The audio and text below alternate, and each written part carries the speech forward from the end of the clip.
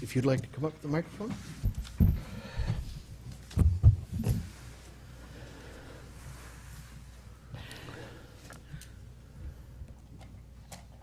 God, you know our needs more than we do.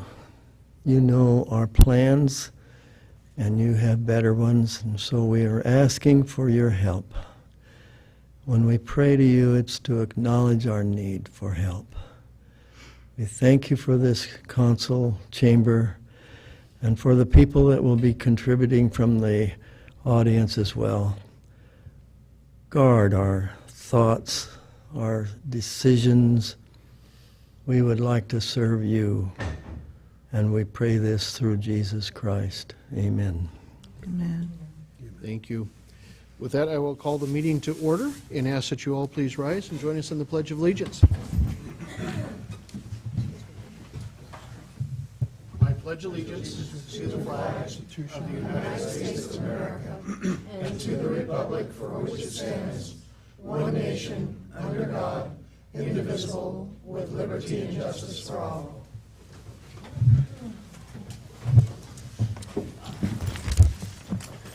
Rose, could you call the roll, please? Councilmember Boger, Here. Councilmember Wagner, Here. Councilmember Greenlee, Here. Councilmember Lindsay, Here. Councilmember McDaniel, Here. Councilmember Shoemaker, Here. Councilmember Freeman, Here. Student Representative Moore. Here. Thank you. I know of one amendment to the agenda under new business. Item number B, a resolution for the Fort Vancouver Library for the new library construction. Are there any other amendments to the agenda? Okay. Hearing and seeing none, we're at the first opportunity in the agenda for anyone from the public that would like to address council. Good evening. Good evening, everybody. My name's William Davis. I'm a longtime resident of Washougal. Was here before you guys were a city. And there's a few things I got to go over with you guys tonight that are very important. You know, I live in a war zone right in Washougal. And if you're not familiarized with it, what it is we got people driving 80 and 90 miles an hour down our street. I've asked the police on several occasions, down 911, at least 6 times in the last week and a half to stop this stuff. One thing we have, when you come off C Street onto 6th, there's no sign. It needs to be posted 25 like it is on the other side by Legionnaire. Canvas does it. They have it posted on both sides. They know our problem too. They've stopped many cars there, but we still have some serious problems. Somebody's going to get killed coming out of the animal hospital or out of one of our driveways because these kids that drive in these cars, they don't have any responsibility. They just go pedal to the metal. And a fine incident this evening, we called 911. I didn't see any deputies, but that don't mean anything because they might have had something else going. But this one guy pulls up, sees there's a little train going by, so instead of just waiting, he burns rubber back, flies right into the animal hospital. Place has still got business going on there, peels out, goes down to the stop sign on 6th and C, burns rubber down the street to the next street and then turns, goes in there. He's been a problem. We've got his license plate number. We've tried to get the police to help us, and we're not getting any results from it. We'd like to see a couple signs put up on C. One turning off from C to 6th, a 25-mile-an-hour sign, and one coming across the railroad tracks when it comes out of Leisure because they turned that street, they turned it around, Legionnaire or whatever they call it. Need one when it comes across the railroad tracks. Because as soon as they get to the canvas part of the road, they slow right down. And it doesn't make sense why they got to use ours for a drag strip. You know, we got kids, we got a bus stop right there in front of my house. I live at 332 6th, right across from the animal hospital. And we got kids that walk across the street. Maybe you guys would like to see them dead. I don't. I don't want to have to go out there and give somebody CPR, you know, that's half dead. You know, I went through a war in Vietnam. I don't need to see any more. Since I've been here, it's just been nothing but war. And another problem we have, I've understood you guys don't have a curfew at Washougal. That's what the police department told me. Don't have a curfew. There are so many kids wandering around. I see them at 2 o'clock in the morning. And I don't understand it. All dressed in black, riding skateboards, bicycles, no helmets. And I know these kids are not, 18. I can tell. I've got kids. I don't want to start a war in this town, but you know something? It's getting to a point where if I can't get Washougal police or somebody to do something about this traffic, slow them down. It's just not going to work out for a lot of us here. For me especially, because I just can't stand having to be in a war zone. I'll go stand in front of Clark County and tell them what's going on up here. Let them come up here and run it wild. Because they have a law that says, you go 25, you're going over 25, you get a ticket. I know Canvas works on it real well. They do a good job of slowing people down because they got radar. We need to start having handheld radar for our police department so they can make a serious check on a lot of these young kids that are driving that just, it's outrageous. If you see what's going on, and you're welcome to come sit in my driveway anytime you want. Early morning and just around about 4 o'clock on, it's like a drag strip in front of my house. And I don't need that because I back out of that driveway. I want to be able to see. And I don't think that's right. It goes into 2 lanes when it gets across the railroad tracks, and they think it's in 2 lanes when they come up there from C Street. And we have another big problem too, and I know you guys have all experienced it. It's the amount of drug activity in our area. There's a tremendous amount of people high on crystal constantly on the streets of Washougal. And I confronted the police department to ask them why they're not arresting these people. People are stone falling down, looking in people's yards to steal their stuff. I'm going to tell you something. I feel like I'm back in Vietnam. I've got cameras in my yard. I have a fence completely around my yard.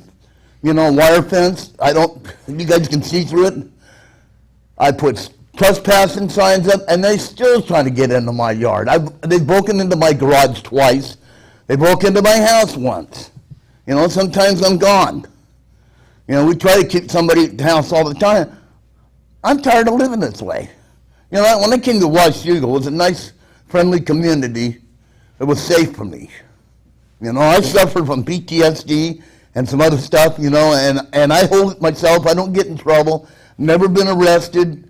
I'm an outstanding citizen. I've been to, I've got a degree in friggin' psychology, which I'll never use. But I've been to college, and I've done all this stuff, and I've done it on my own.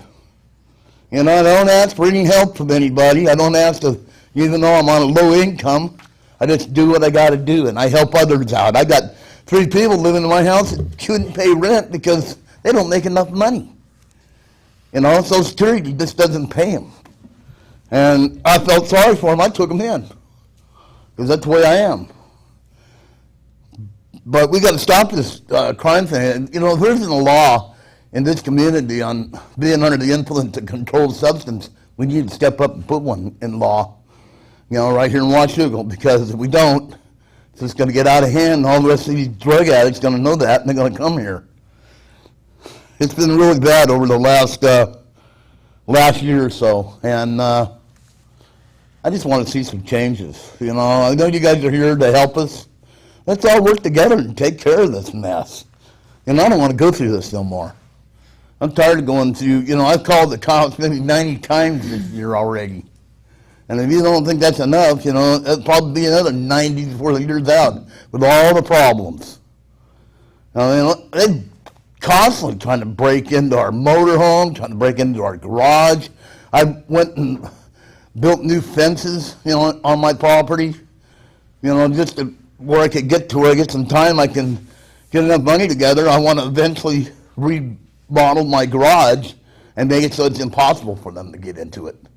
They knocked my whole damn door down. Mr. Davis, I appreciate the comments. We'll make sure and follow up with the police department ourselves as well. Yeah. Anyone else? Don't be shy, Harvey. I'm never shy, Mr. Mayor. That could lead to an old joke, but I won't tell it. Harvey Olson, 3903 R Street. Good evening, folks.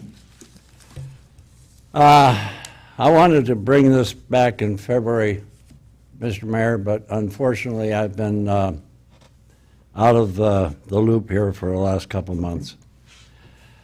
My printed letter to the Columbian dated 11/08/14 asked if maintenance could be a factor in derailments, and I put in the most important question unanswered is what causes derailments. Now, just for curiosity, I went to my Google, whatever that is, and I found put in derailments. 2012, 13, and 14. Now, I did this in the first part of February, so I couldn't go 2015. And no one looks forward to train derailments, especially one carrying oil. So why do these trains derail? I Googled derailments for those years, 12, 13, and 14, and during these 3 years, 6 oil-carrying trains derailed. One was caused by a broken rail.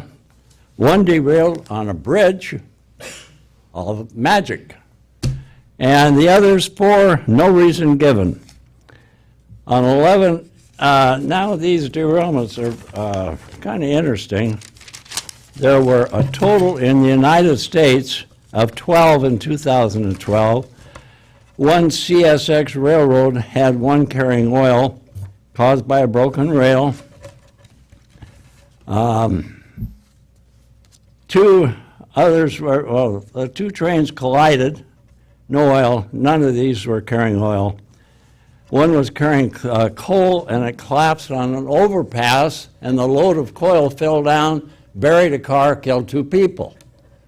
On an overpass? What caused derailments on an overpass, you wonder? Very curious. 2013, one CSX carrying oil, no reason given, fire started. There was 12 other derailments in that year. Oh, damn it. Excuse me. 2014, there were 20 derailments. One CSX carrying oil, cracked rail. One carrying coal, CSX Railroad. And one oil with some other railroad, probably Burlington Northern, no reason given. Another one was CSX Railroad carrying oil. No reason, no fire. Gets me back to some things I've found in the newspapers in the last few months. On 11/8/14, I questioned the maintenance of tracks, and there are fewer Gandhi dancers than ever before. On 11/21/14, article in the paper said BNSF to spend $6 billion on adding more track and other items to ease the rail problem. A lot of that they have pledged to build in the Columbian Gorge, adding another track, repairing ballast, skimming the rails so that they're smooth instead, I guess they roughen up over time. And Burlington Northern is spending a lot of money in the Columbian Gorge. On 3/31/15, an article states frequency of track inspections on BNSF tracks have been doubled, which is 2.5 times more often than regulations require. They also use trackside detection to ID wheels and axles that are failing. March article states rail crossing citations rise sharply. And going through all the derailments, there's a lot of them at railroad crossings. Trucks that stall, cars that stall, school bus, vehicles. Another time, train carrying lumber derailed, train coming the other way carrying oil derailed. All these are reasons for derailment.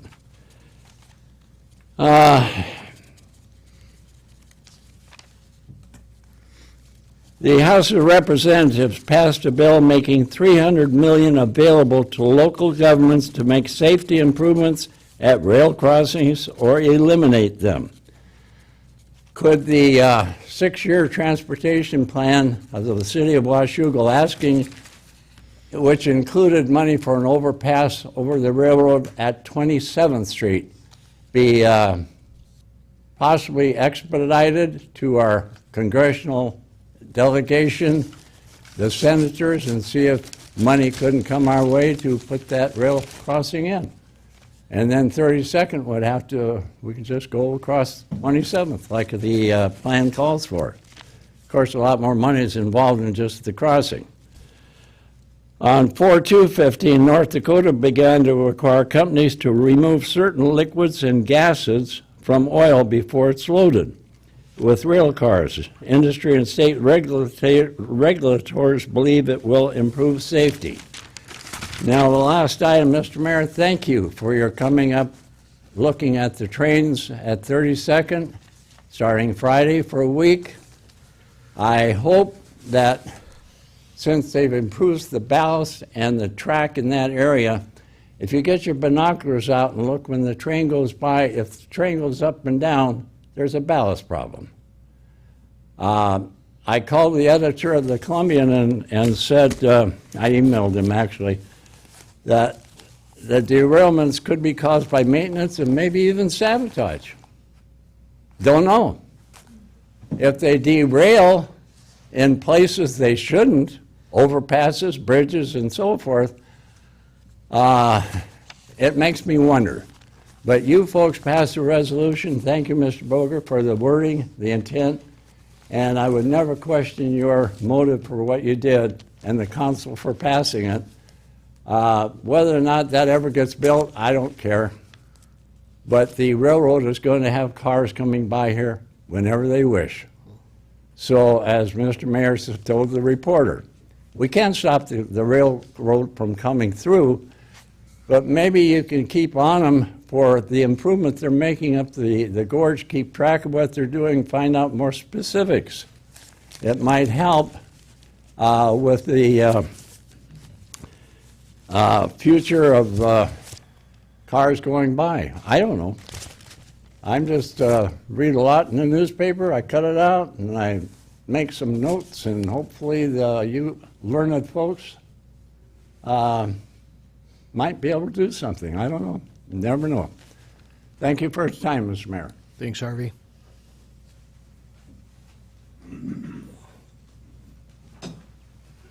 Good evening, Larry.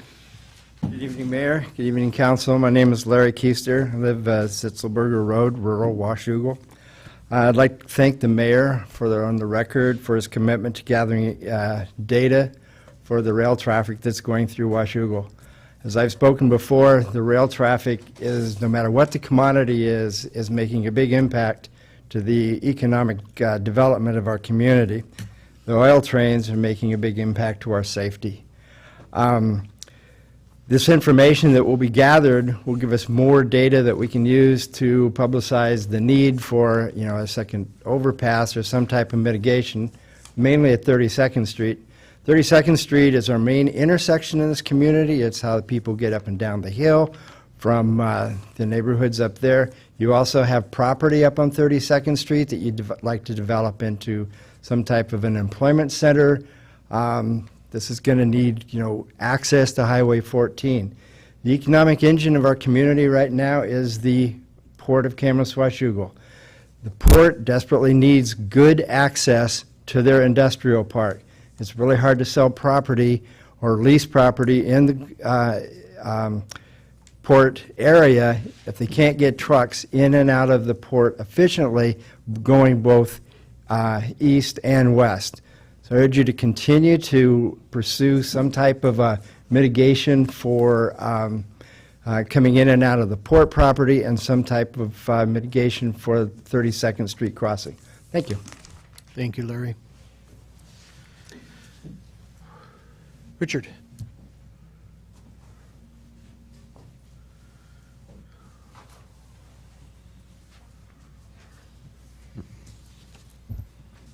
Good evening.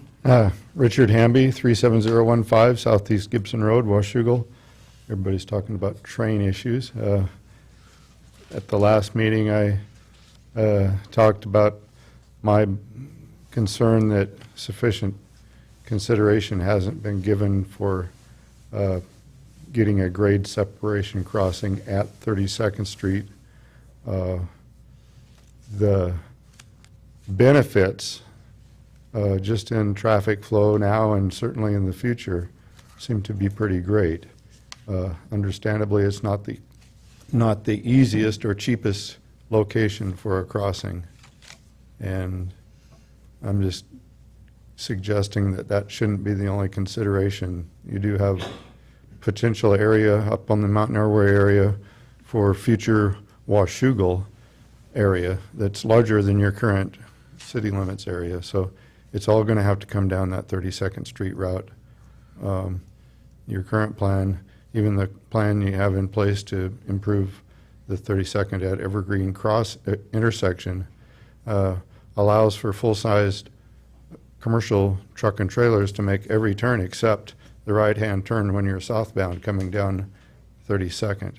And that's exactly the one that would be needed for any future employment zone, to be trying to travel over to 27th Street to get onto Highway 14. I just think that there needs to be a look at the whole situation with the long view included. The Parsons-Brinkerhoff study that was mentioned in 2011 did not look at the 32nd Street railroad crossing at all. One of the assumptions they were told to start with was that the crossing would be at 27th. It's really unclear how or when that decision was made, but you always hear about the balancing of costs and impacts, and those costs and impacts are always right-of-way acquisition and construction costs. They're not the end result, either immediate or in the future.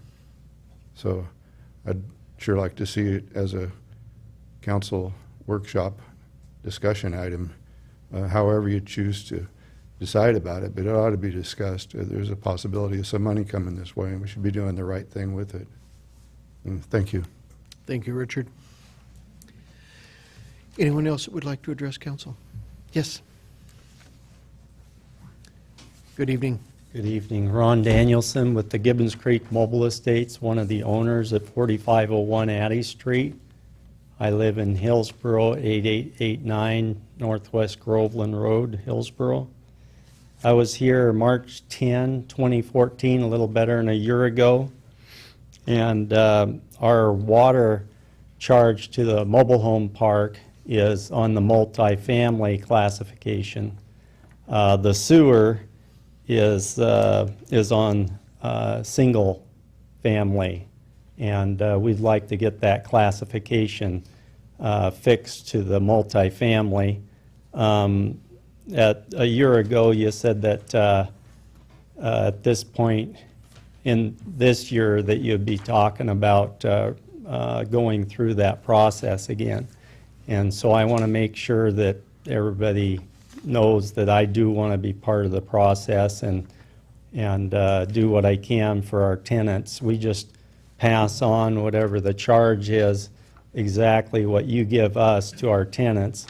And I believe that it should be multifamily, like our water that we're being charged. And so I would like to be part of that process if I could be notified where I can be to go through that process. You bet.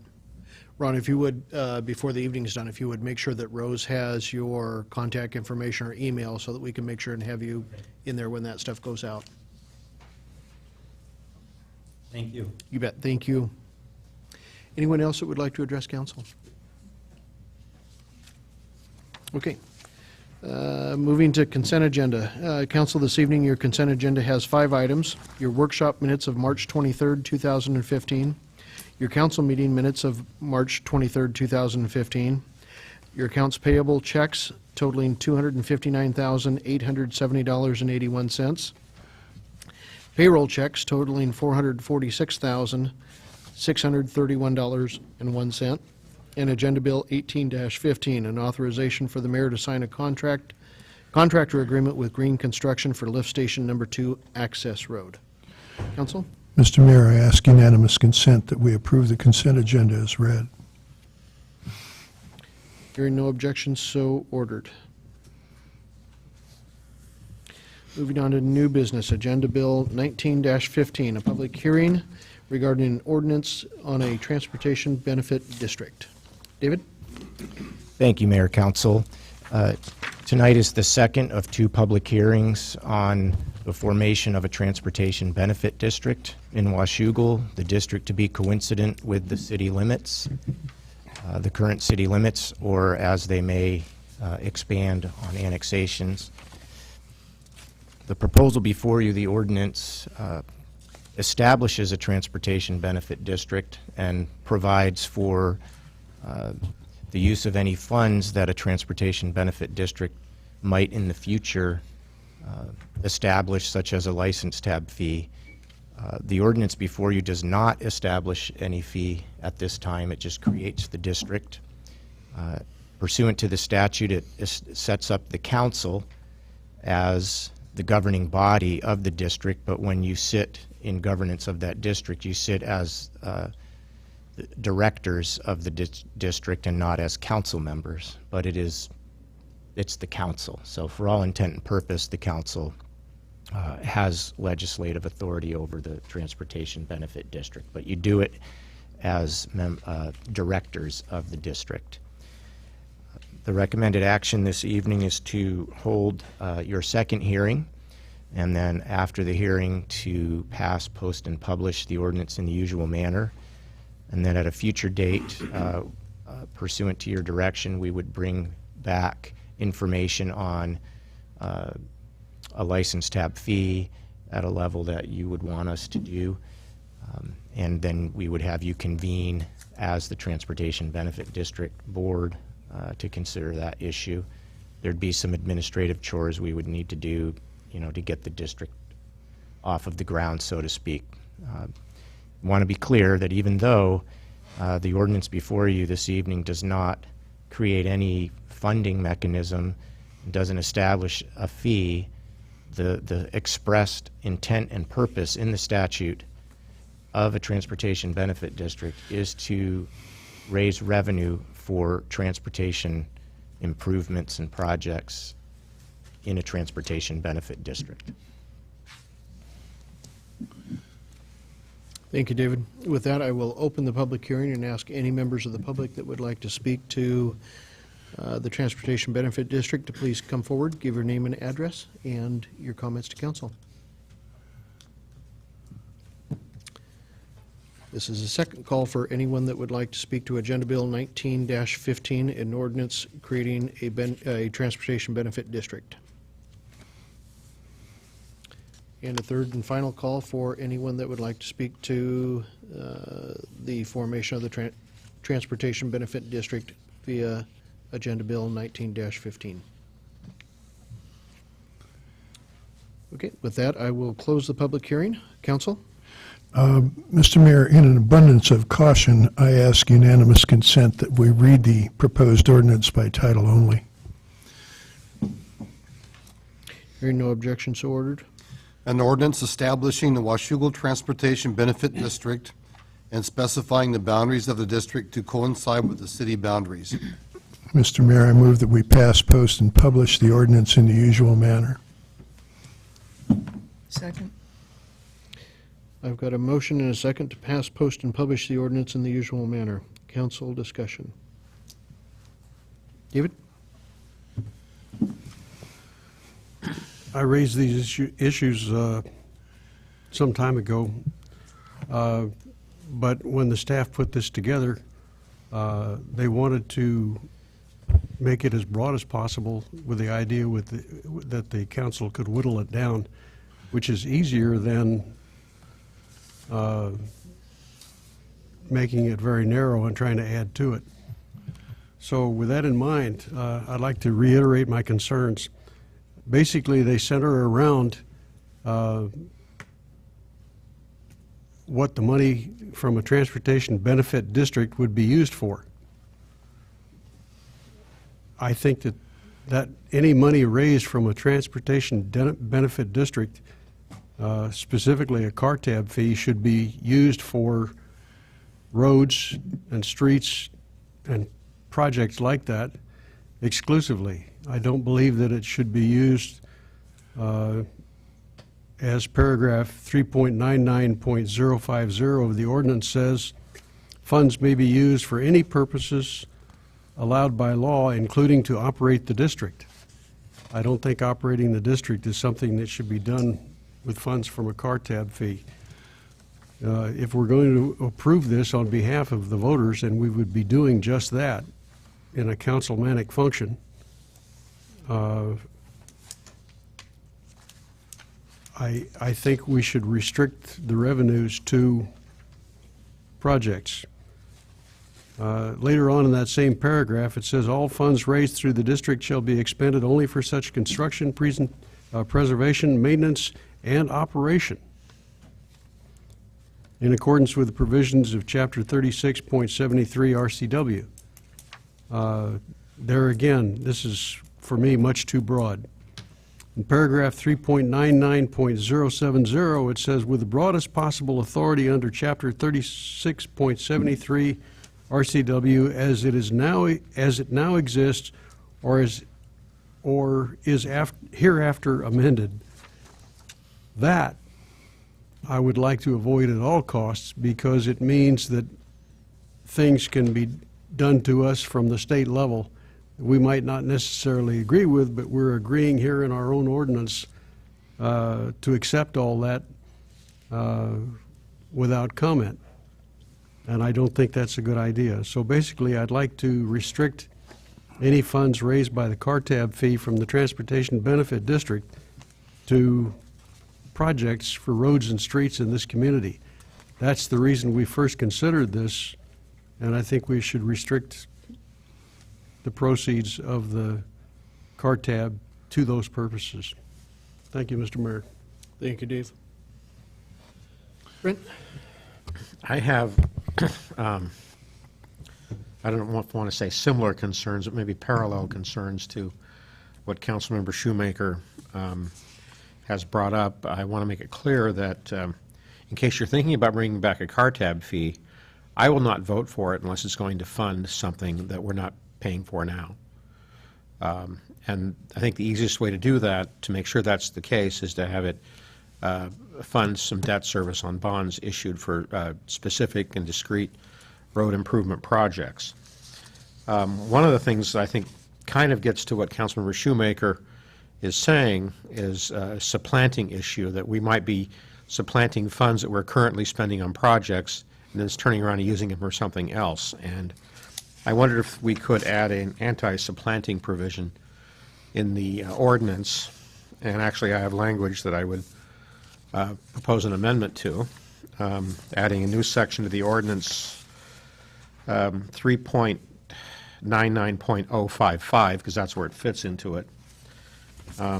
It basically would say, no revenue raised by Washougal Transportation Benefit District Number 1 shall supplant funds currently expended by the city of Washougal. And I'll make that motion. Does that need to be specific, raised by Washougal for transportation purposes or I just, projects? any funds that we're currently spending in the city of Washougal should not be supplanted by any funds we raise from this ordinance. If that's a motion, I would like to second it. I've got a motion and a second to add, to amend the ordinance to add section 3.99.055. Brent, do you want to reread that? Because I Okay. didn't write it all down. No revenue raised by Washougal Transportation Benefit District Number 1 shall supplant funds currently expended by the city of Washougal. Council discussion. Paul? This is more information from council. Can the council, actually the board, council acting as the board, specify limitations on the use of funds or revenue at the same time that they raise that revenue? So for example, if we are about to create a tab fee, can we put restrictions or limitations on the use of those particular funds within the Transportation Benefit District? Is that directed to me? I believe that's the case, correct? So if we wanted to limit funds whenever they were raised, we could do that. Well, if I, How do you mean limit? I'm sorry? How do you mean limit? Well, for example, if for example, we could say, if we want a $10 tab fee and it can be used only for road maintenance, pavement maintenance. Or we could say we want a $10 tab fee and it can only be used as matching funds for Public Works Trust Fund or some other Transportation Improvement Board grants. Or we could put those kinds of restrictions on any kind of revenue that we raised. I'm following you now. Your initial comment was restrictions on the revenue. You're talking about On the restrictions use on of the the use. On the use of the revenue. Gotcha. Brent? I don't, That's true. well, I don't mean to, this is your, let me, if this were in Vancouver, let me give you my opinion what it would be in Vancouver. It would be that unless, we can do anything we want unless the legislature has impliedly or expressly preempted our authority to use this to restrict the use of the funds. And I am not aware of any such express or implied preemption in the law on transportation benefit districts. Joyce? It's my understanding tonight, we are only voting on the making of the district. We're Great. not voting for any funds at this point in time. Correct. So there's no funding source to this, and if this passes, then if a funding source, if we decide to vote on that, that will be separate, and then that is where we can put the parameters if we so choose on the use of that. Yeah, you could probably put them in this as well. Could do both. My suggestion would be to put them in everything you possibly could put them into so that nobody could ever mess it up on you, but Okay. that would be my thought. David? Paul, your question was twofold. One of the parts of your questions was, as I understood it, was when do we do this? And I think this is the opportune time to do it. I would not like to wait until we actually create the tax to specify where the monies will be used.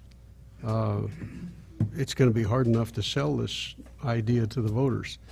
I think they deserve to know where it's going to go and be assured that it's going to go there, and that's the purpose of my raising this concern tonight. Let me turn that question around. Suppose this amendment passes, and at the same time, we create a tab fee.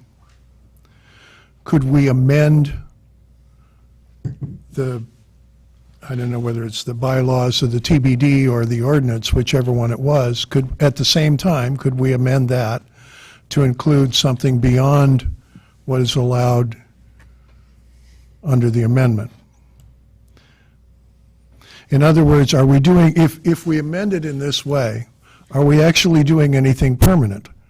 Or could we change it either way whenever we choose? I think the district could be amended as time goes on without question, sure.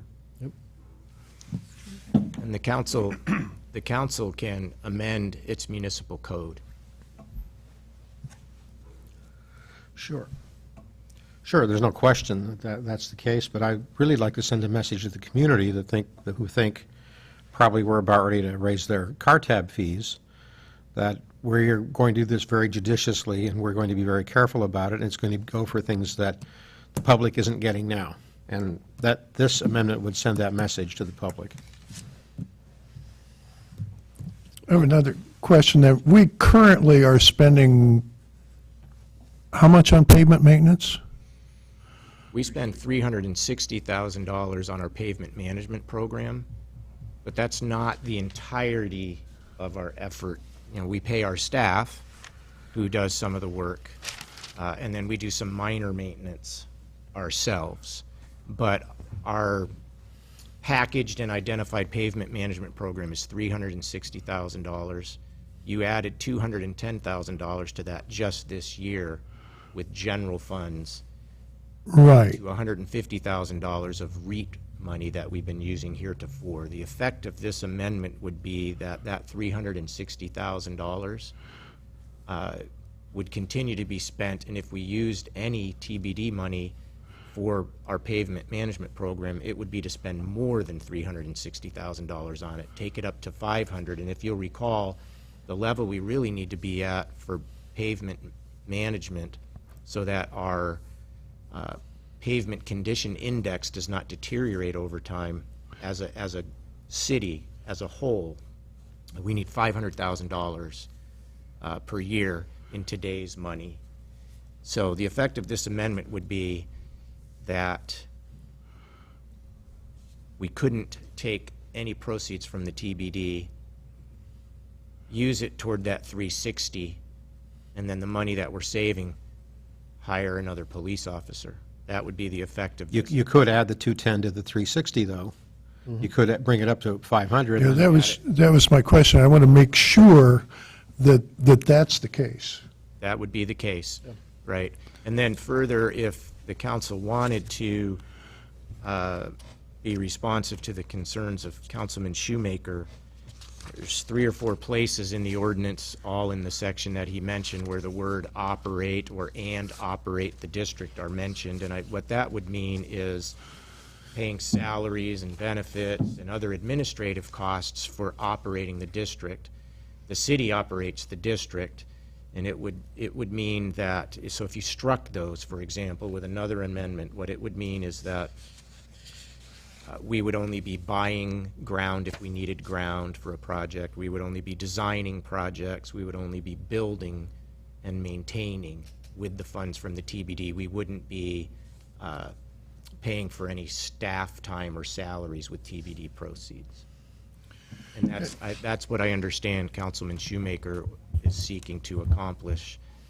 And then Councilman Boger introduced this non-supplanting piece. And that's, let's make sure we bring the conversation back to the amendment that's on the Well, table, which is, Yes, and that's, but do you think the non-supplanting piece could deal with the operations side of this too? Because we currently are spending, you know, basically paying people's salaries, and if they're going to be doing different things, I don't know if this would require the hiring of additional staff, or whether we could do it with existing forces. It might, if there were additional expenditures on the administrative side necessary without that language, we could do that. Now, you'd control that through your budget process, and certainly any resolutions that the board, the governing board for the TBD would do.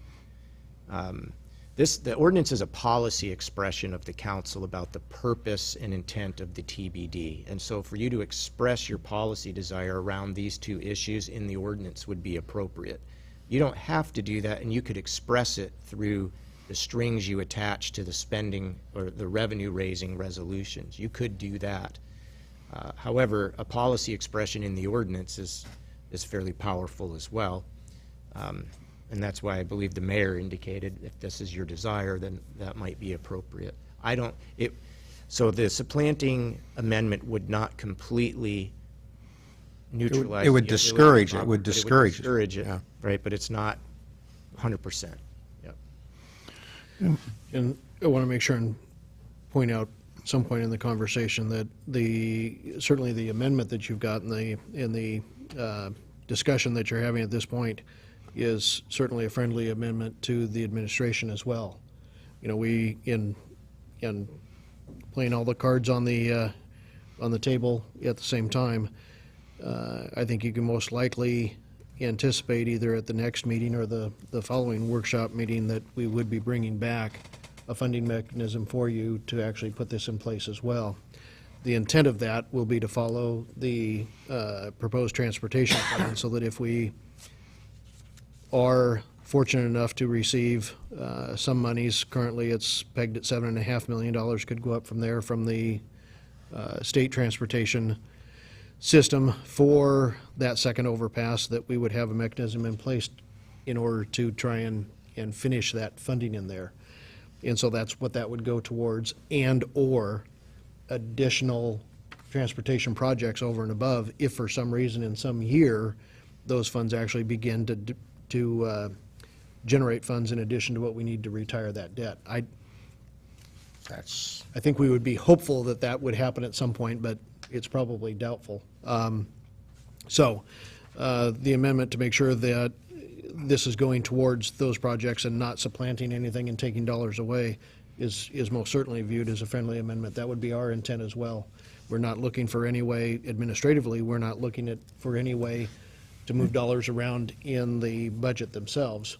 We're looking for additional dollars to put towards the problem itself, which is the transportation infrastructure. I didn't of the think you city. were. I just wanted to make sure the community knows. No, and I think that Community that's- knows where that's we're well going with put. this. So, Mr. Mayor? yes. Move to call the question. If I could, just one more question. What is the source of the $210,000 that we've added? General funds. Was that, in effect, special funds, or can we do that on an ongoing basis?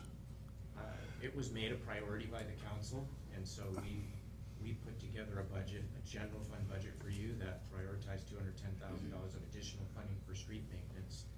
You saw our long-term projections, our ongoing long-term projections, so the general fund continues to be challenged.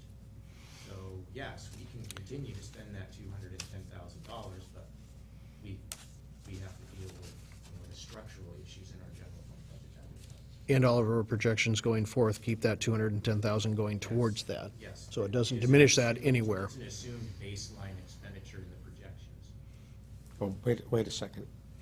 So what are we're spending more, we're spending 570 now? No, 360. 360, and that was with the 210 added? Right. Okay, Just okay. this year. Point of order. There's a motion on the floor. Yep. So I've got a motion and a second to amend the ordinance to add section 3.99.055. Brent, do you want to read that one again? Okay. No revenue raised by Washougal Transportation Benefit District Number 1 shall supplant funds currently expended by the city of Washougal. All those in favor? Aye. Opposed? Nay. Motion carries. Thank you. Mr. Mayor? Yes. Before we go on, I might ask my colleague, if I may, the reason for his nay vote on that. In my mind, the number one priority for the Transportation Benefit District is pavement maintenance. As you so eloquently pointed out 2 weeks ago, Portland is the poster child for what not to do on pavement maintenance. But my understanding of this motion that we just passed was it doesn't interfere with that, and that we can now we're now free to address that issue.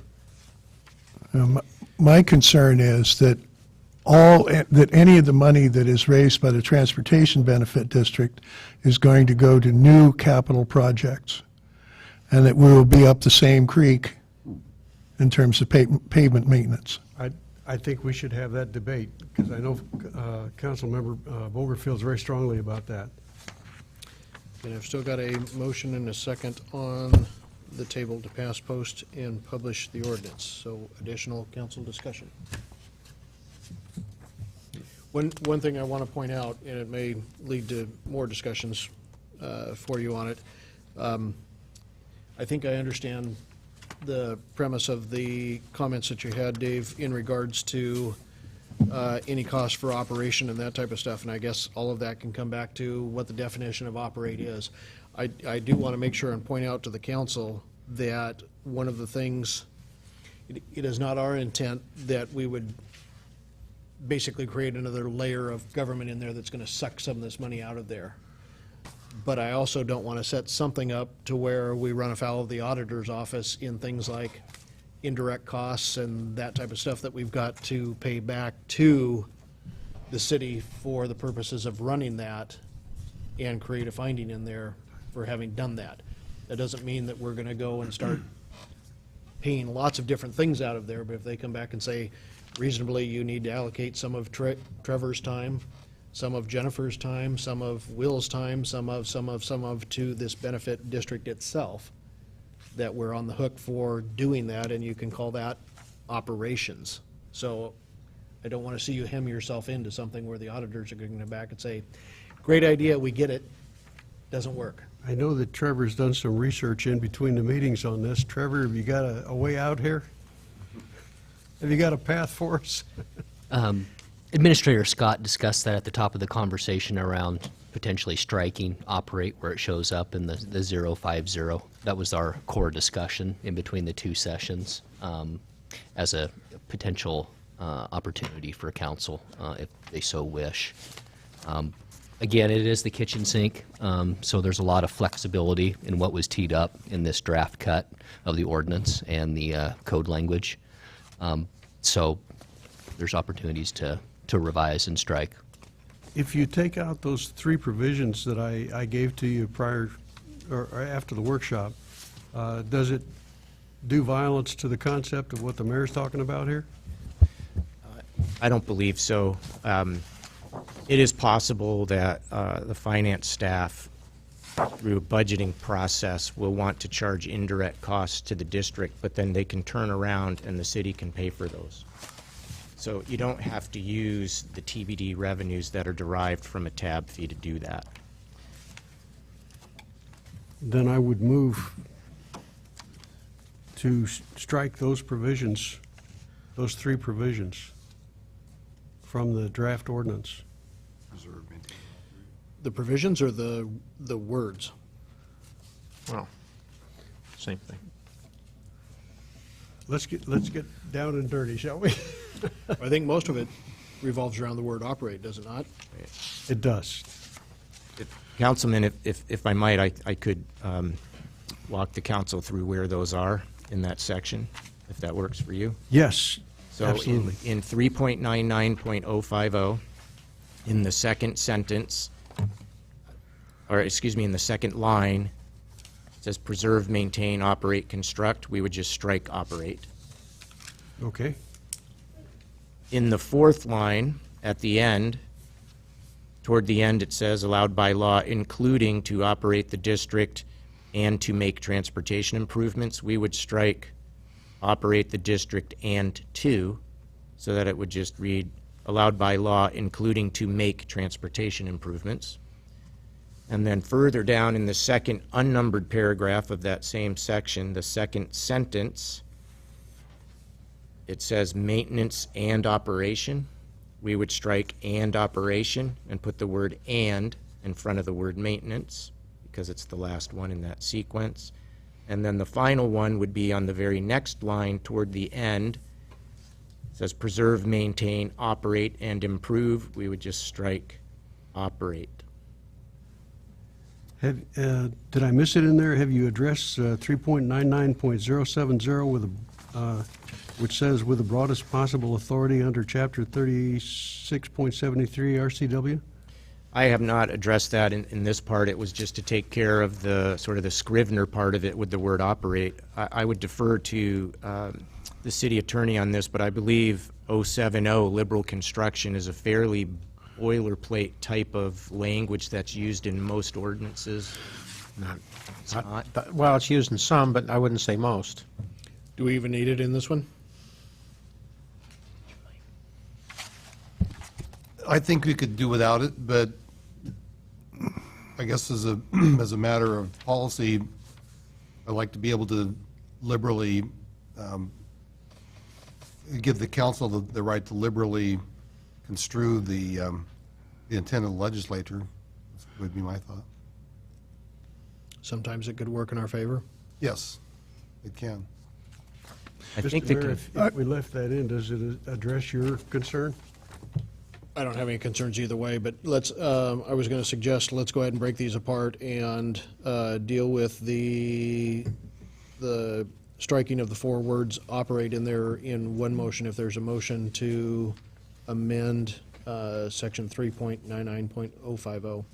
So move. Second. Discussion. I've got a motion and a second to strike the word operate 4 times in the section 3.99.050. Any council discussion? All those in favor? Aye. Opposed? Motion carries. Thank you. Thank you. So now your discussion on whether you need to include 3.99.070 in the ordinance or not. I think we're fine either way, but I would go with whatever my colleagues and legal counsel wanted on that one. You know, it can cut both ways. Liberal construction gives us the broadest possible authority. That could actually be a source of authority in this ordinance to put the supplanting language in. It could actually be a limiting broad construction of, you know, how we're going to use this revenue. So it could go either way. I think it's, Would your amendment take precedence over that? I would hope. well, it's more specific, so it should. Yeah. Yeah. And I share your concern about, you know, who knows what the next administration, the next council are going to look like. They come in, they haven't looked at this with the history that we have, and they say, well, you know, why aren't we using this for operations? And nobody has a good answer because nobody's really looked at in depth at the problem. I would like to strike it, but I submit myself to the judgment of my colleagues. It's fine. Dave, do you want to make that in the form of a motion? We'll see if it flies or not. So move. Let's see if it flies. On the liberal construction? Yes. Yeah, All of delete section the liberal construction 3.99.070. Language. Second, for the sake of discussion. So I've got a motion and a second to strike section 3.99.070. Any council discussion? I would just ask you to reiterate, just repeat it. Repeat what he's asking us to do. Well, the motion is to strike that entire section out of the ordinance. And that section, yeah, Mr. Mayor? Mm-hmm. That section says specifically that it will be interpreted with the broadest possible authority under Chapter 36.73 RCW, which is pretty broad in itself, in order to use the money for things other than projects. And so I'm trying to target the money on projects. Yeah, it actually would certainly likely go well beyond any funding as well. It's anything that falls under Chapter 36.73. I just want to make sure that I understood that that 070 in no way overrules or supplants what we said about removing operations from the. That's correct. Anything specific that we've taken out or anything specific that we've added, supplanting portion of it would not be overcome by this civil construction. Any other council discussion? So I've got a motion and a second to strike section 3.99.070. All those in favor? Aye. Opposed? Nay. Hey, I heard a 3-4, but let's go with the roll call. Councilmember Boger, pass. Councilmember Wagner. Aye. Councilmember Greenlee, Nay. Councilmember Lindsay, Nay. Councilmember McDaniel, No. Councilmember Shoemaker, Aye. Councilmember Freeman. Aye. Got to ask what a pass is. No. Okay. Motion fails.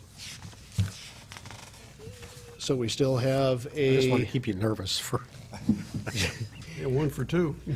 we still have a motion and a second to pass, post, and publish the ordinance as amended in the usual manner. Is there any additional council discussion? All those in favor? Aye. Aye. Opposed? Motion carries. Thank you. And just to follow up again, it is my intent to bring back for council discussion and consideration a funding mechanism is at the earliest possible opportunity that we have at a staff level to bring you accurate information on what monies it could generate, what those would be proposed to be used for, and offer that out for council discussion at that point. So, moving on to item number B, a resolution for the Fort Vancouver Regional Library for new library construction. David, do you want to reintroduce this one? Yes, thank you, Mayor. Council, as we discussed at workshop, this is a resolution that would express the council's support for the current efforts of the library district to construct a new library in Washougal and to formally offer the assistance of the city to the district in planning and locating the new library. You've been very supportive as a group of the new project, and we have already been offering assistance. This is just a formal expression of your support and your assistance. So the recommended action would be to read the resolution by title only and then to pass and post the resolution in the usual manner. Mr. Mayor, I ask unanimous consent that we read the resolution by title only. Hearing no objection, so ordered. A resolution in support of the Fort Vancouver Regional Library District's effort to construct a new public library in the city of Washougal. Mr. Mayor, I move that we pass and post the resolution in the usual manner. Second.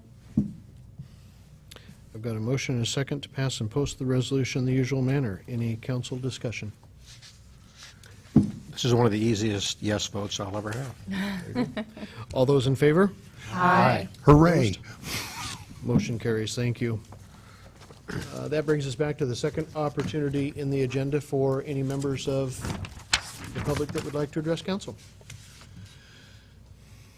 Good evening again, Mr. Olson. Yes, Harvey Olson, 3903 R Street, and I was going to add this, but I saw I'd run out of time, along with two of the other speakers. Appreciate your giving us a little longevity. One thing I wanted to bring out, I was talking to somebody that I regard with the utmost confidence that anything that person says is gospel.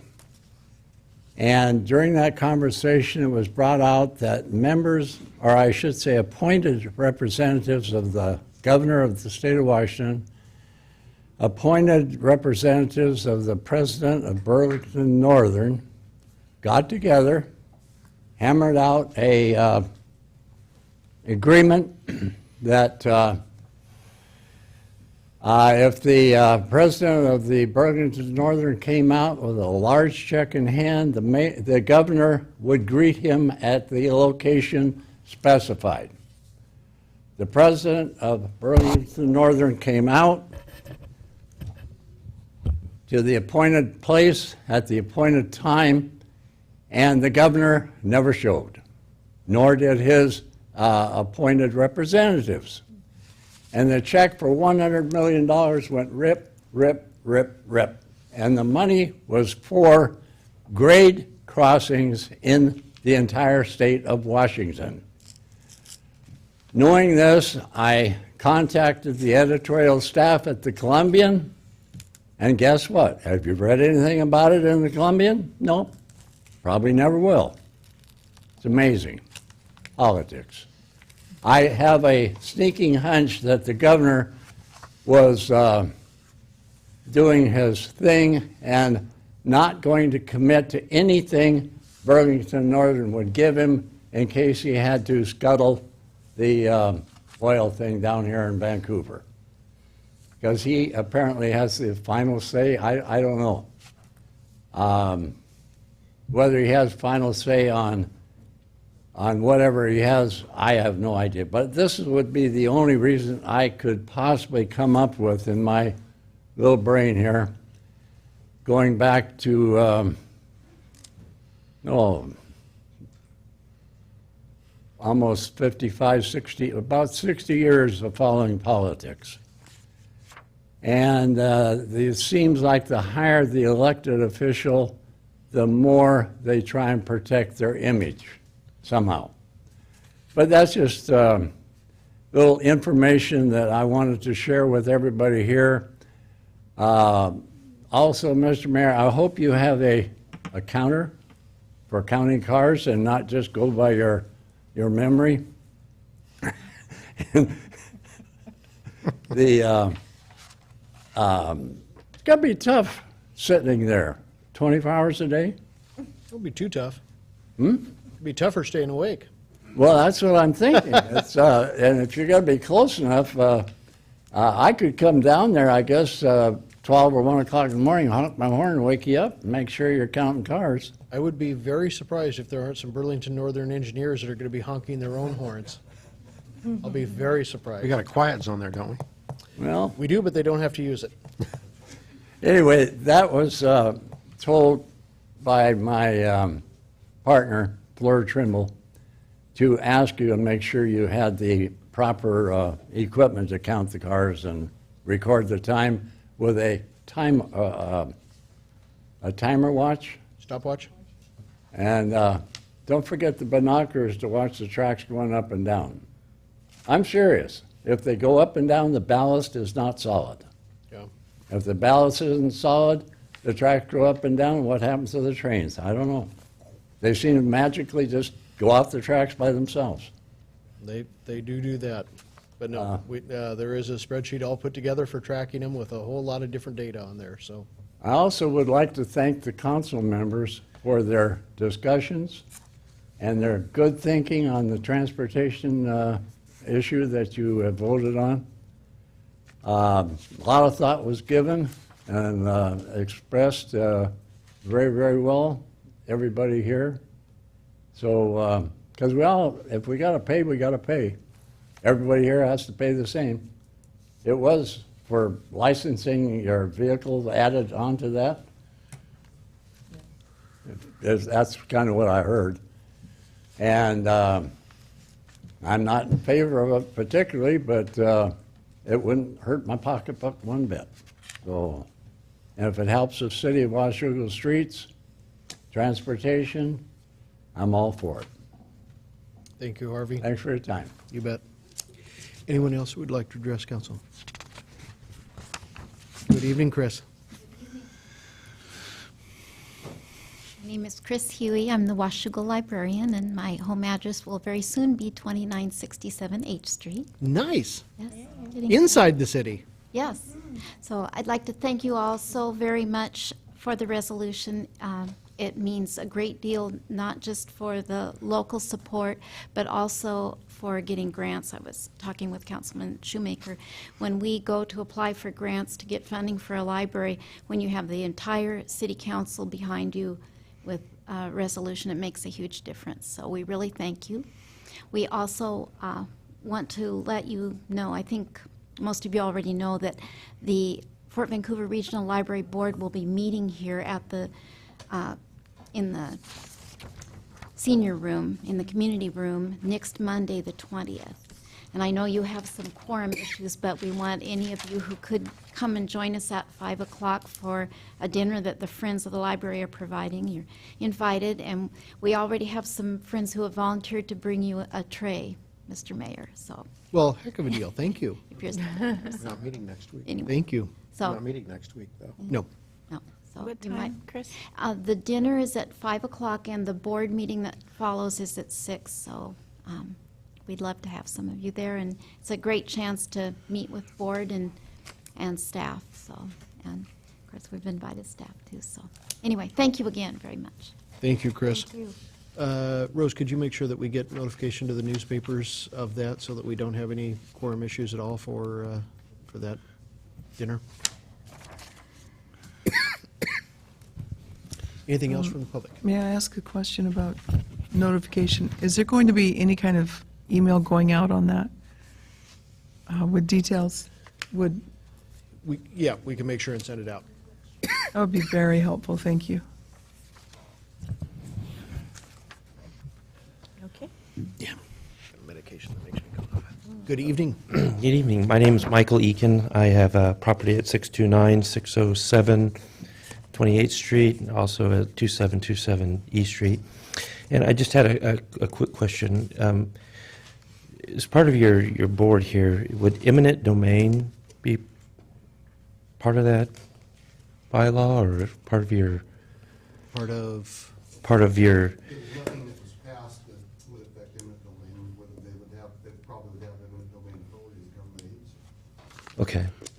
And how does that work when you're taking over your private property? You have to pay fair market value. Okay. There's a very detailed process, public hearings, Okay. lots of notice to the property owner. And I heard Mr. Mayor mention car tabs. Are you guys also looking at commercial properties as well, the tax on commercial properties?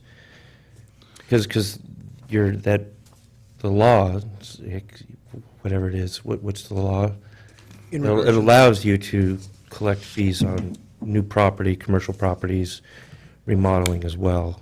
Are you Michael, are you talking in regards to the Transportation Correct. Benefit District? Correct. There's only two mechanisms for that currently. One is a car tab, and the other one is a sales tax increase on retail sales tax itself. Doesn't have anything to do with property taxes, doesn't have anything to do with any of that. Wasn't there another mechanism that they had?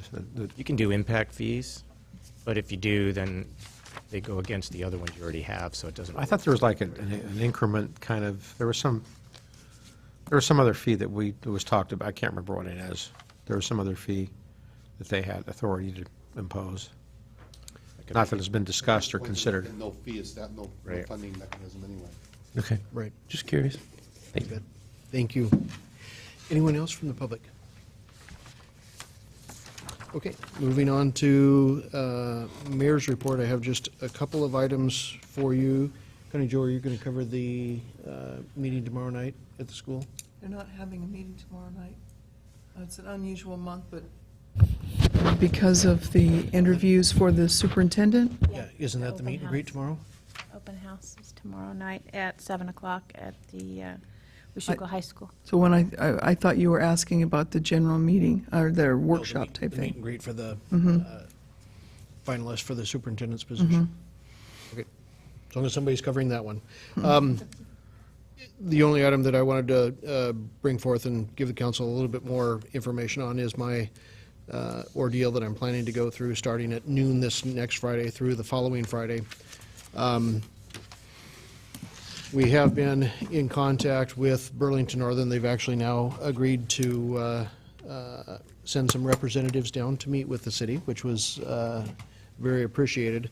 The chairman of Burlington Northern, actually, his office within 4 hours of the information and the invitation going out to his office, they responded within that 4-hour period, which I thought was a little bit surprising. But this one now, after the third conversation I've had on the phone with his office, it's kind of refreshing that they're taking this the way that they are and putting the time into it that they are. So there are some meetings that are already coming out of that.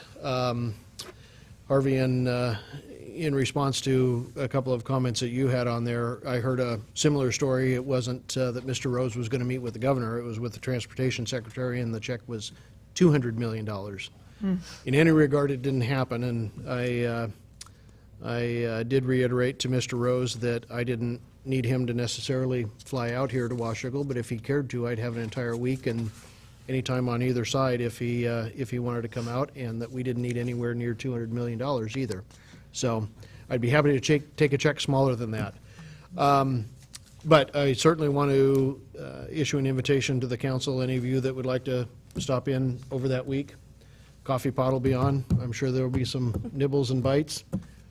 It's probably going to be one of the most boring things I've ever done in my life. But when it's all said and done, we should have some accurate information, at least for a week's period in time, of what's passing through our community. So it is interesting and nice to see that we do have quite a bit of interest that is being expressed in the effort itself, not just here, but also in other corners of the state and in other corners of the country. Even today, I got a voicemail from the Wall Street, writer for the Wall Street Journal, to do a story on it as well. So one of the things that Burlington Northern called for today through their spokesperson from the chairman's office was basically to kind of inquire a little bit more to find out.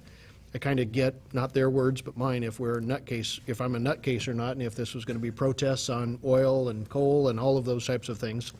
And I assured them that that it is not. It's really meant to make sure that we have a meaningful and reasonable dialogue in regards to prevention, in regards to planning for future rail traffic through any community, let alone Washougal, and also the effects that it has on our residents as it goes through. So I have a letter that that I'll be sending off to them via fax this evening that also reiterates that council is already taking some steps in regards to benefit districts, transportation benefit districts, as a show to at least them that we don't just have our hand out. And that's why I thank you for the action that you took this evening. I think even to the State House in Olympia, it's important for us to always be reasonable in those actions and not be expecting somebody else to do our work for us and to pay our bills for us. We certainly will take the assistance, but I think it's reasonable for us to expect that we've got some skin in the game as well, and that we're taking some steps to do that and to take care of some of our own issues as well. So I have a little bit of information in that I'm glad that I don't have to back out of that letter before it goes out. So any of you are invited. I will be there 24 hours a day.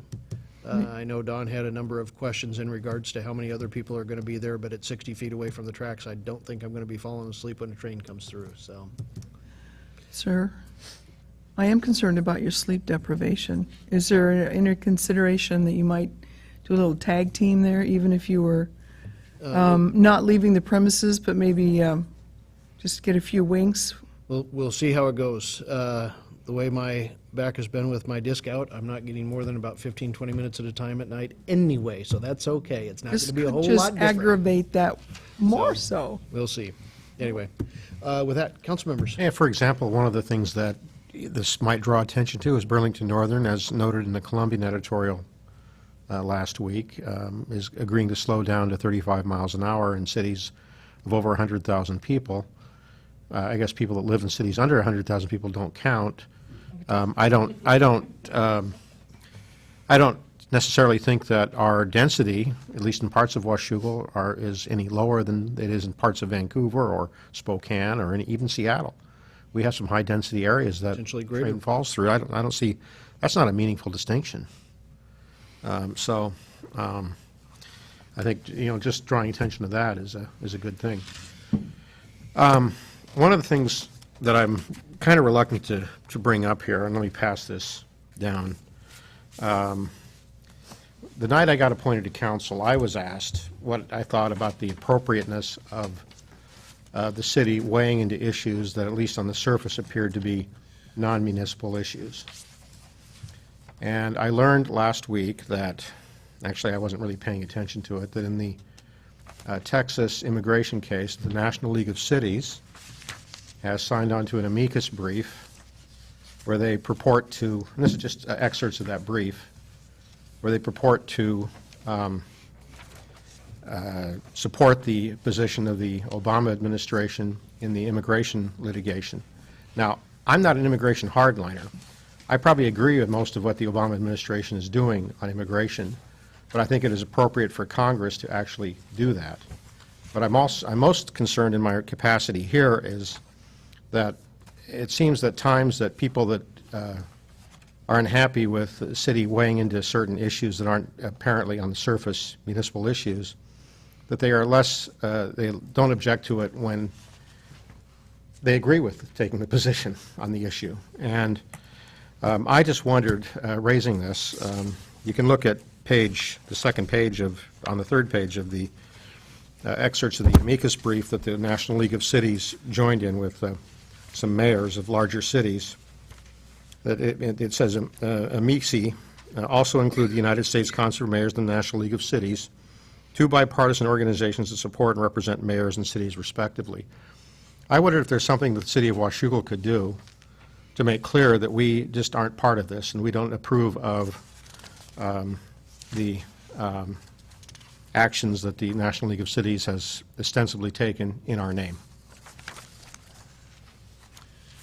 Yeah, I think you could, and even the Association of Mayors, if they've done something similar along there, I certainly haven't seen. They joined in the brief as well. Yeah. Are we a member of the National League of Cities? Mhm. We are. Indirectly through AWC, right? Or No, I believe we're direct members.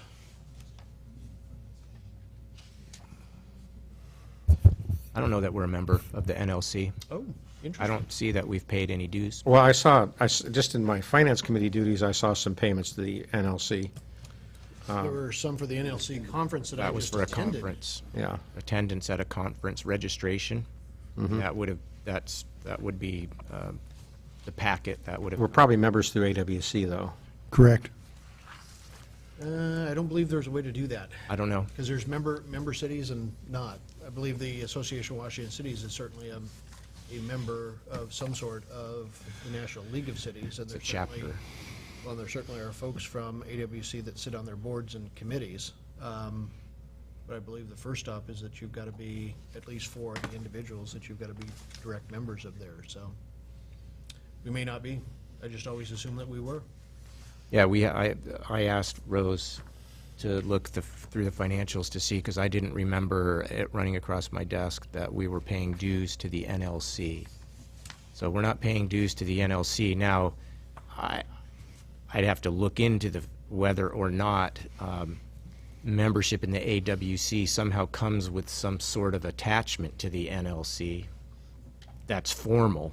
I mean, informally, I think it does, because the AWC is a chapter of the NLC, certainly. Well, we have an organization, regardless of whether we're formally or informally a member of it, that's purporting to represent cities. Correct. And taking a position that, first of all, this brief is, amicus briefs are kind of this way. If you look at their arguments, and I didn't print off everything, but the arguments aren't really legal arguments, they're completely policy arguments, and I don't believe the court should make the decision based on their policy preferences.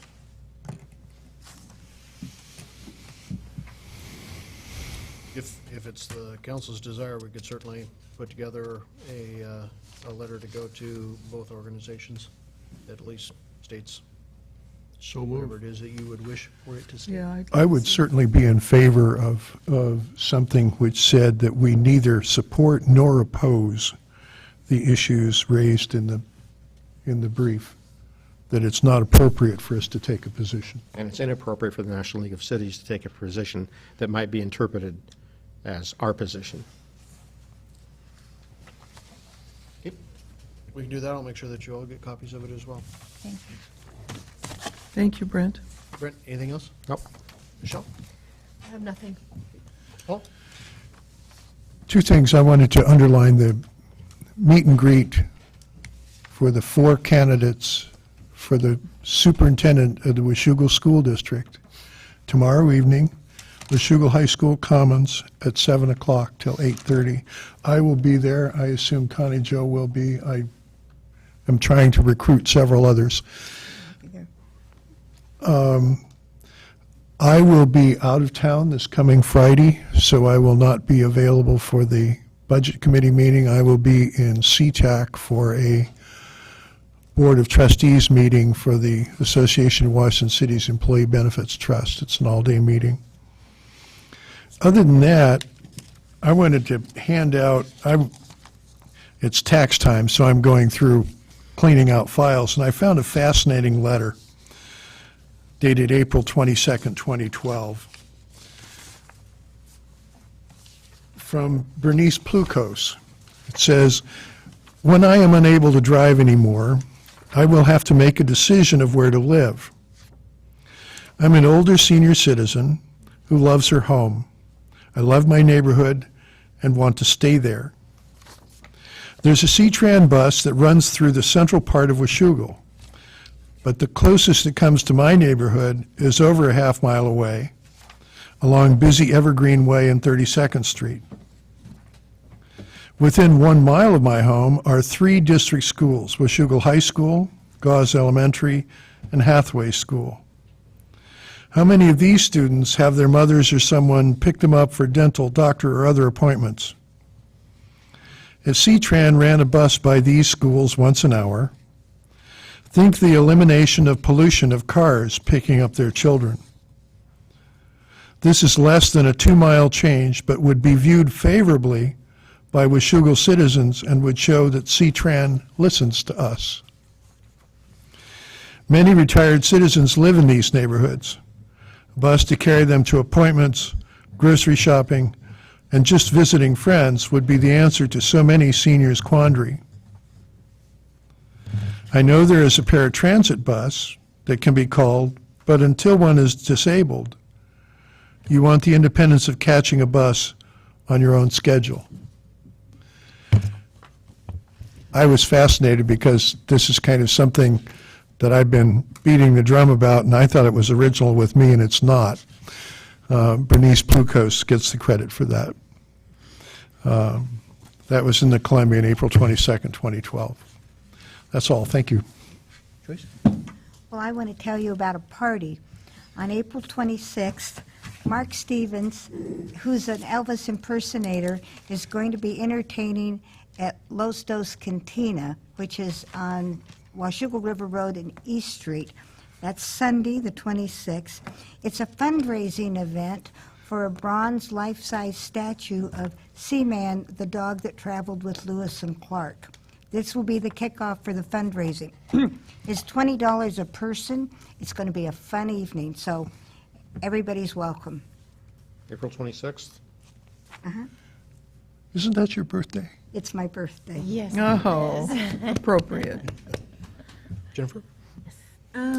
Okay, so yeah, tomorrow you talked about the superintendent open house. I'm really glad to hear that there are other council members attending because I will not be able to attend. I will be at a C-Tran meeting, so, and I'm really sad to have to miss that, but, let's see. We also have a C-Tran board workshop coming up on the 25th of April, which is a Saturday, from 9 to 4, which I will be attending. And just to kind of give you an update as to what's happening at C-Tran, it pretty much is all about the BRT project right now. A lot of contracts and for vendors are coming through, and that's basically the ramping up. They've sent out requests for proposals last year, and all of the contractors and vendors are now coming through with their contracts. So that's pretty much what's happening at C-Tran right now. The name of the BRT project is called The Vine, and it has a website. If you're interested in taking a look at this, it's www.c-tran.com/thevine. So, and they have a little video, and you can watch it and see what it does and what it's proposed to look like, et cetera, et cetera. So, basically, that's what's happening at C-Tran. I definitely will like to talk to you, Councilmember Greenlee, about your ideas as far as where you'd like to see C-Tran buses run, other than on the main streets that they're already running, because I get asked, these questions as a C-Tran board member from the executive director, and I'd like to be able to talk to them about what we want as a city. If there are any other things that we're interested That'd be in, great. other than more stops. That'd be great. We'll sit down with the Washougal map and draw some routes. Okay, that sounds great. Anyone else too? Please feel free to give me a Along call. East Street over by 39th is what we were considering talking, we were talking about when I was there. So you can, East Street at 39th? yes, right there by the fire station. Okay. There's always complications, though.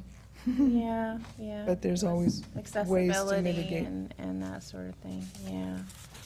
Because it goes from Safeway all the way down to the end of Evergreen, turns right, makes a U-turn, basically gets on 14 and goes into Addie Street so it can service. Yes. So that entire strip has no stops. So that's something that seems they're going that way anyways. May as well make a stop or a left and go up the hill and down the hill. Right, right. So- And I did sit down with David Scott and Rob Charles and talked a little bit about city needs as well. And we did talk about accessibility issues. We talked about, you know, if we did put a stop on the south side, which is where doors would be, we'd have to figure out a crossing and et cetera, et cetera. And where the need, the biggest need would ADA be requirements. out in that area. So, yeah. Let's see, what else? Oh, yes, your high school, Camas and Washougal High School robotics team is going to World Championships in St. Louis again this year. Very proud of those kiddos. It's a pretty big team this year, too. I think they have 28. So, and of course, my son is on the team. So that's why I know. Anyway, that's all I have. Thanks. Hey, David? First and foremost, Mr. Mayor, welcome back. I am happy and relieved to give you the gavel back. Thank you for Hopefully I filling in. Hopefully, I didn't do too much damage while you were gone. The Public Safety Committee will meet on Monday, the 20th of May at noon here in these council chambers. A lot of things under discussion at the moment, and the public is invited. And I, as always, I appreciate my council members attempting to take a balanced approach on the amicus brief by the National League of Cities. Regrettably, on this issue, my opinion is not balanced. It is tipped to one side very strongly, and I'm unable to support a motion that would indicate that we basically don't have a position on it. I think we need a position on this one. Thank you, Mr. Mayor. It's April 20th for the next public safety meeting. April You 20th. actually mentioned the words May Thank you. 20th. Kanjo? Yes, thank you. Well, it's been mentioned twice already, or 3 times, so tomorrow night is an open house with the 4 finalists. Will be an exciting night to get to meet them.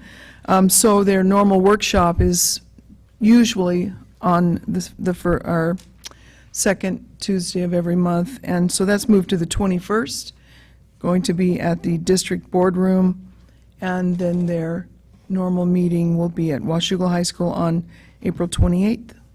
That's all. Thanks. Okay. Yes. One more thing I forgot to mention, the new Downtown Washougal Associations has a meeting coming up on the 23rd at 5:30. They have not set a place yet, a location yet. That should be hopefully coming out soon, but that's really exciting what's happening in downtown Washougal. I'm really thrilled that we can now have an association. So that's it. That's awesome. Yeah. Mayor, could I ask, who you intend to send that letter to? On the, I would imagine it will go to the executive director of the National League of Cities and whatever the counterpart is for the Conference of Mayors. probably AWC. Yeah, we can certainly do that. Following up on what Councilmember Shoemaker said, I don't particularly want to take a position on this, because my own position's kind of complicated. I don't like what the Obama administration is doing, but I'm not necessarily opposed to the substance of where they want to go. So I don't really want to get into, the nuances of that, but I think just noting that there may be other opinions out there among the cities in the United States on this issue, and just because Bill de Blasio, and whoever the mayor of Los Angeles is now, his name escapes me, because they want to take this position doesn't mean that all the cities in the United States take the same position. Your point's well taken. One of the interesting things that I didn't realize with the National League of Cities in the state of Washington, the Association of Washington Cities enjoys the membership of every single city and town within the state. I was shocked, and I don't remember what the number is. I was shocked at how few cities and towns actually belong to the National League of Cities as far as direct. I saw a number and I thought there's just, boy, if we've got 281 in the state of Washington, there's no way that there's that few in the United States, so. How many, do you recall how many there were? I want to say it was in the 1,500 range that are direct members. In the whole country. So, led me to believe that while it's an organization that does a number of different things, it certainly doesn't enjoy the benefit of having a overwhelming membership of all of the communities throughout the country. So, David? I'd be happy to support a resolution along the lines that Councilman Boger's talking about, that says simply that we don't appreciate being included in something without being consulted, and doesn't address the relative merits of the issue. I think that's a great approach. That can just be, I don't even need a resolution, just do it in the letter. Okay. With that, I would entertain a motion for adjournment. So move. We are adjourned. Thank you. That was